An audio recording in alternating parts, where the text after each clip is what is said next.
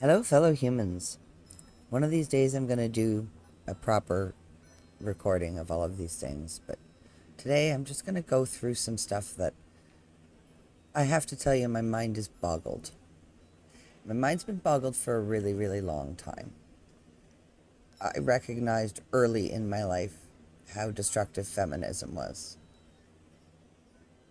A sibling of mine and I had a conversation when I was about 16, 17 years old. And he said to me, feminism, chauvinism, sexism is sexism. And it made me think. This was back in the mid-late 80s. And yeah, feminism never really made very much sense to me.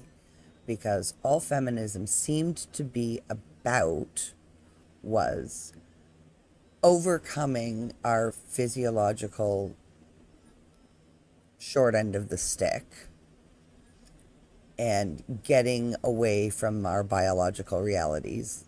Mantras through the years like, I will not be bound by my biology, just boggle my mind, okay? And this is where the nonsense begins, right? We are animals in an ecosystem. People talk about science, yet we do not look at ourselves in any kind of a realistic way. Everything has become academic and subjective. And the fact of the matter is there is objective reality that we move around in. We are physical beings that are manifest through natural processes.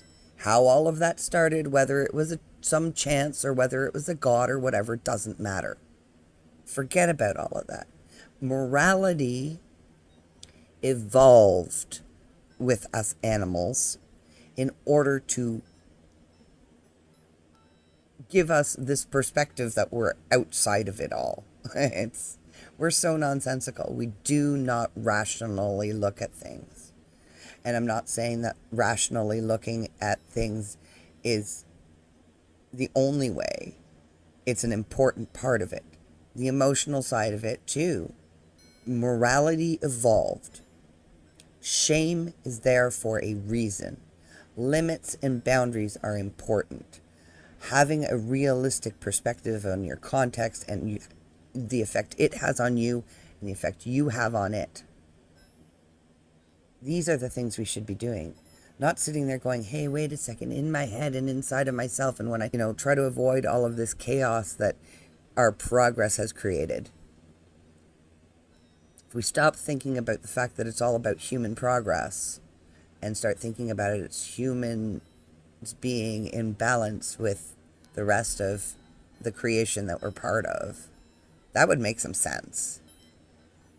Okay, teaching children that they are sexual beings before they have any understanding of what that means, and bringing all of these concepts into their minds is literally destroying innocence. It's destroying our perspective on sex as well.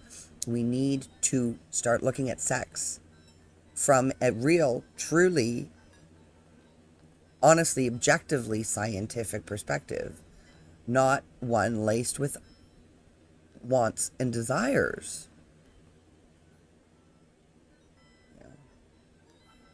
Buddhism, desire is the root of all suffering.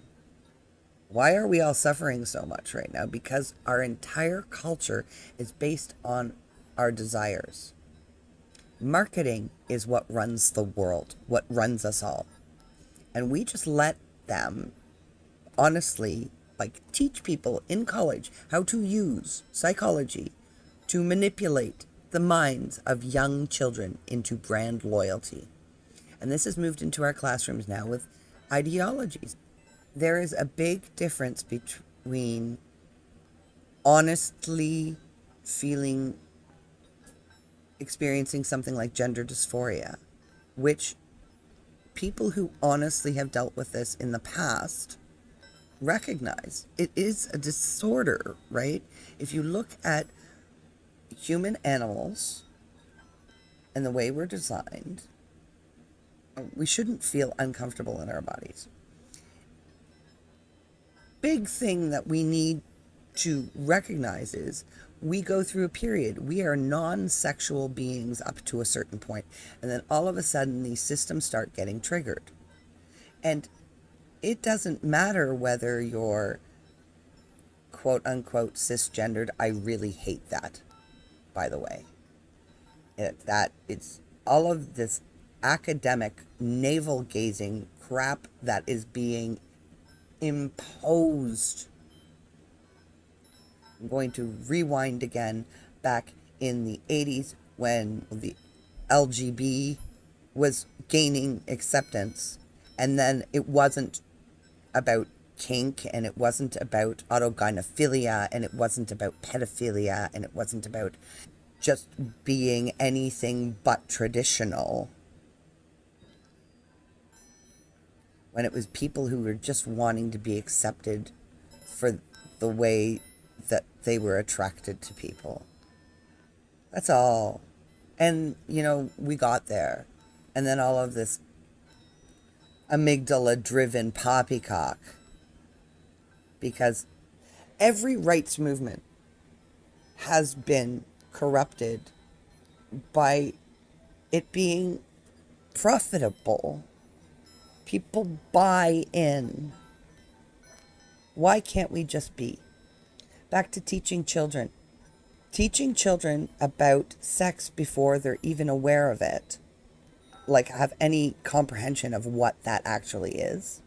And especially teaching them stuff about sex and sexuality before they understand that sex is actually the way humans make other humans. That's where we have to start.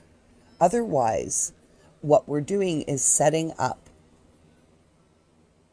everybody to become overly focused on sex and sexuality and basically become sex addicts. It breaks my heart. The whole point in the beginning was to erase the stereotypes, was to drop the stereotypes. The problem with feminism always was this notion that we don't have to accept the fact that we have physiological disadvantages.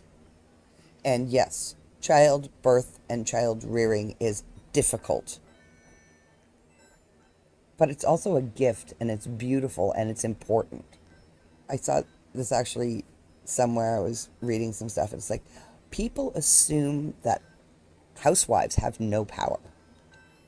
And I will tell you, in a lot of families, in the supposed patriarchy, where the husband goes out and has the responsibility of making sure that the wife has what she needs to take care of everybody.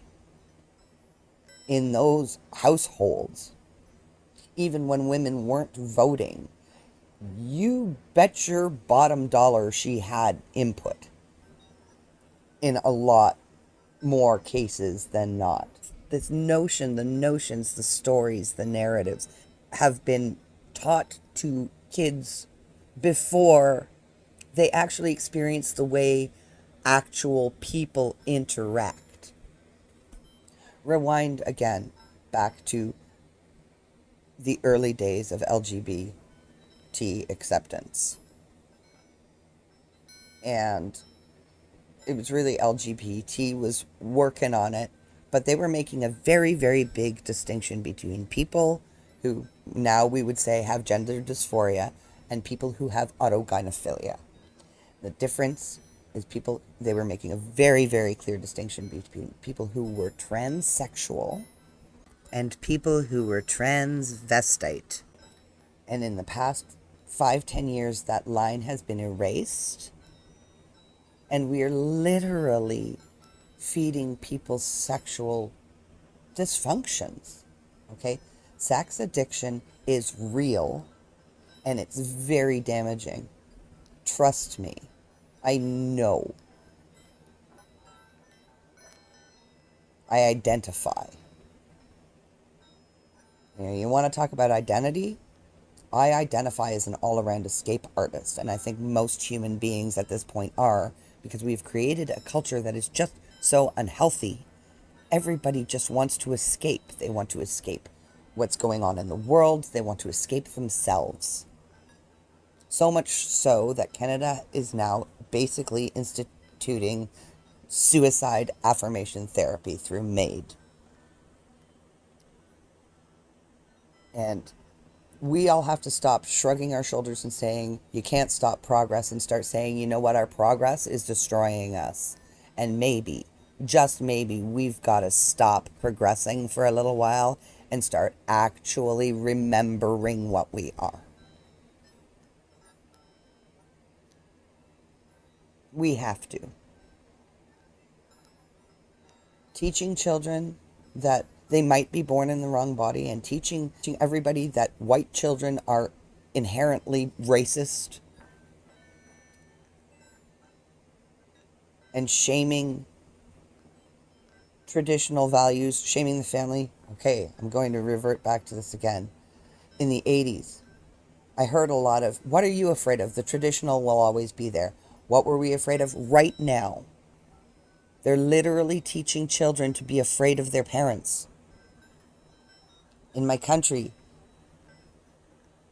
the policies in the education system is to keep very important, relevant information about the development of their children from parents. Because they're scared that the parents aren't going to affirm whatever poppycock a 4-year-old is deciding is reality right now. They have no concept. This should not be happening at this age. This is where we allow, right? Okay? Before puberty actually starts, sexuality is pretty much irrelevant. Even the physical differences between boys and girls are not that distinct between, 0 to, say, 8 years old. And in a lot of cases, you will have girls growing faster than boys, and then the boys overtake the girls. So between 0 and, say, 8 to 10 years old, the only real difference, the only relevant difference between boys and girls is how they go to the bathroom.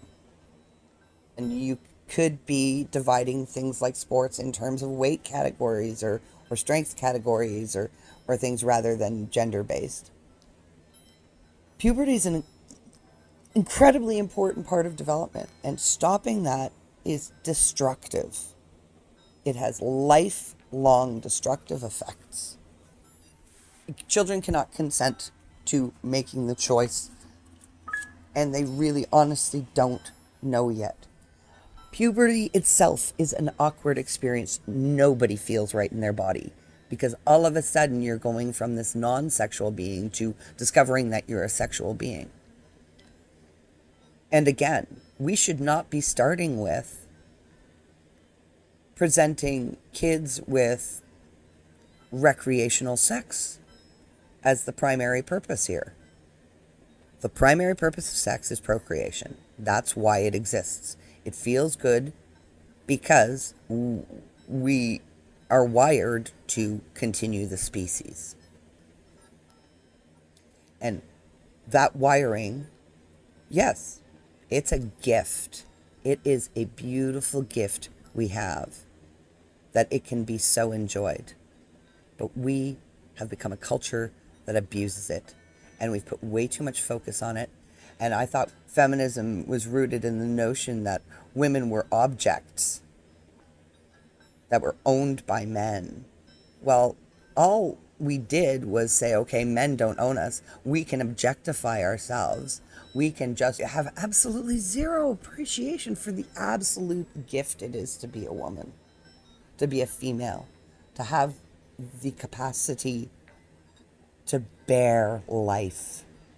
And we've completely lost any respect for that life as well. You can just, I screwed up. I'm just going to take a pill. We have zero respect for sex anymore because we have erased consequences. We don't want to be responsible. And we're messing up kids. I gotta tell you, as a child, that was basically, I was groomed. The only, not the only, it's hard, when so young, so young. Before 6 years old, I was a sexual being. And really, honestly, the brain mapping in those years, it's wrong. We are destroying innocence. We are destroying the wonderful experience that it is to discover yourself by filling kids' heads with all of these notions about what that process is going to be before they have any clue what it means. What are we doing? What are we doing? We really got to sit back and think about the harm we're causing for our feel good right now and for our own feelings of righteousness or whatever it is that's driving you personally, emotionally in the destructive directions that we're being pushed around into, whether you're on one side or the other side. I'm trying real hard to be middle here. We need to get to a middle, and we need to stop letting profit seekers dictate to us what our consciences can say. Please, I beg you, all rational people, to start thinking about this and start speaking out about the utter nonsense that is driving our country right now. None of our leaders, there are no good choices. They are all puppets for the profiteers that are filling our heads full of this nonsense. We had something like a 34% voter turnout for the Toronto election. That's gotta... Are we all just giving up? We're just gonna party until we blow ourselves up? Until we absolutely hit bottom? We're pretty close, kids. I think we're there. Get ready. I love you. Thanks for listening. Well, they say the road to hell is paved with good intentions. Yeah. I'll see you there. Narrative bullshit. It's propaganda.